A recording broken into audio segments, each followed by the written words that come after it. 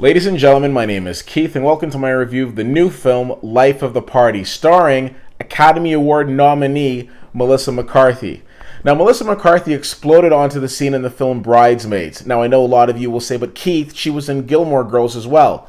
Didn't see Gilmore Girls, so for me, she exploded onto the scene in Bridesmaids. And in Bridesmaids, she was an absolute scene stealer. I think everybody would like to have a bridesmaid like her. Anyways, if you were to do a Where Are They Now of the cast of Bridesmaids, sure, a lot of them have gone on and done really great things, but Melissa McCarthy seems to be the one that's the most consistent. From landing role after role and just making us laugh, whether it's starring opposite Academy Award winner Sandra Bullock in the movie The Heat, whether it's being across from Academy Award winner Susan Sarandon in the movie Tammy, not necessarily her best movie, but still funny. One of the things I love about Miss McCarthy is the fact that she's just consistently making us laugh. She delivers one-liners like nobody's business. Whether it's on the big screen or playing Sean Spicer on SNL, she just absolutely crushes it. In this film, she's playing Deanna. Now, Deanna is dealing with the fact that her daughter is going off to college, so she's a little broken up about that. And by the time she has any opportunity to really process that, she has to deal with the fact that out of the blue, her husband wants a divorce. So now she's absolutely crushed. What is she to do? Well, she decides, you know what? I didn't finish college, so I'm going to go back and finish my degree. And wouldn't you know it, she starts to enroll, or she decides to enroll at the same school as her daughter. Now, for those of you who are fortunate enough to see the old Rodney Dangerfield film Back to School and think this sounds familiar, well, it should. I'm not saying it's an official remake of Back to School, because it's not, but it has a lot of parallels.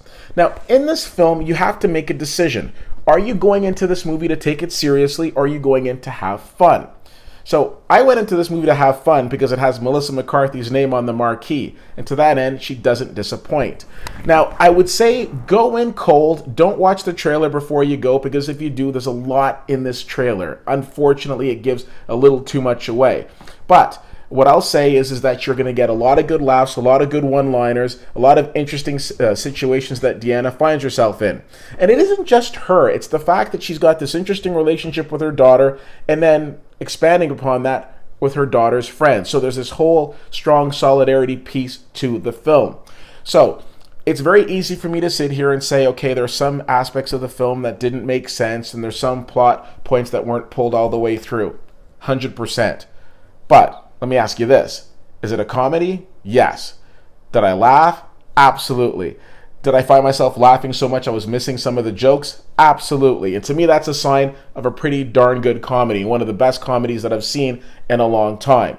So is this movie going to hold up against The Heat or Bridesmaids? Probably not. Doesn't necessarily have to, though, because it's on its own. You're going to enjoy it. When you're in a theater and the whole theater is laughing consistently, it's a pretty good movie. And to that end, I give this movie a B-. I encourage you to check this out. Very entertaining film. Ben Falcone, her husband, directs this movie again. And I say again because they always seem to be working together. And he's got a great cameo in the film. I don't think that's a spoiler. I think you know he's going to be in the film. And when he pops up, you're gonna love it. Julie Bowen from Modern Family fame is also in this movie. Interesting thing. Her character I found somewhat annoying. But that's a compliment to Julie Bowen in a roundabout way. I've always said if a character kind of has some sort of reaction with you, you know they're doing their job. Her character is somewhat over the top, and look out for her. I think you'll enjoy her role in this as well. So at the end of the day, B- for me for Life of the Party.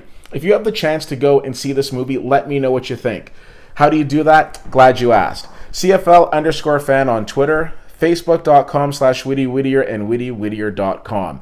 Thank you so much for checking this out. My name is Keith, and I'll see you at the movies.